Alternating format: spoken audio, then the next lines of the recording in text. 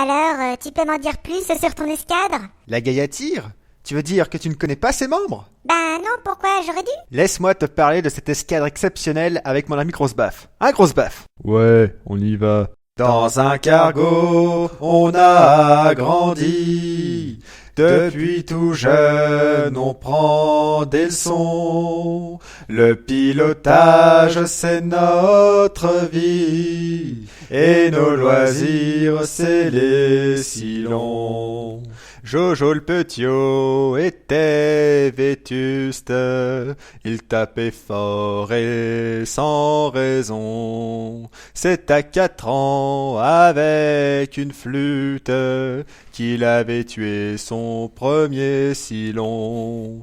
Taureau la pêche était charmeur, il avait vu des silons nus, il aimait jouer avec ses horreurs, en lançant des astéroïdes dessus. C'est en chantant comme des sauvages que les gaillards montent à l'assaut, et par les tirs couvrant leur tapage, taillaient le fer et broyaient le chrome.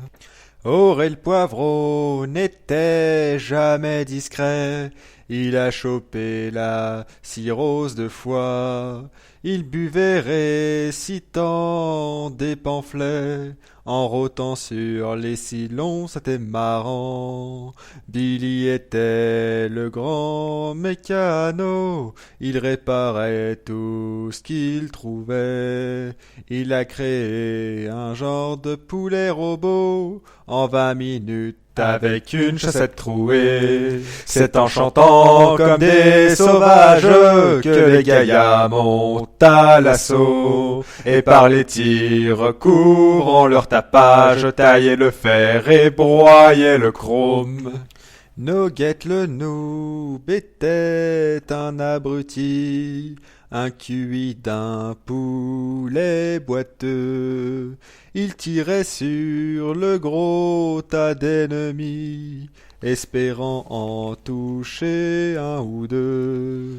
Y'a qu'à le sage savait philosopher, il se chargeait des pourparlers, qui bien sûr tragiquement se finissaient, trop explosifs et tels des mêlées.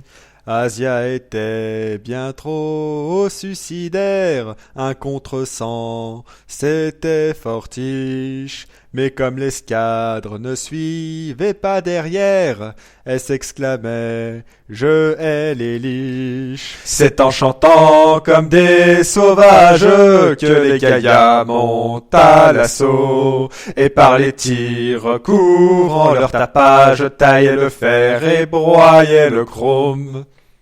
Que de bons souvenirs, n'est-ce pas? Bah où est-elle passée? C'est pas ce truc qui court là-bas, là. Si! Reviens! T'étonnes pas si t'as pas de nana après ça. Aïe.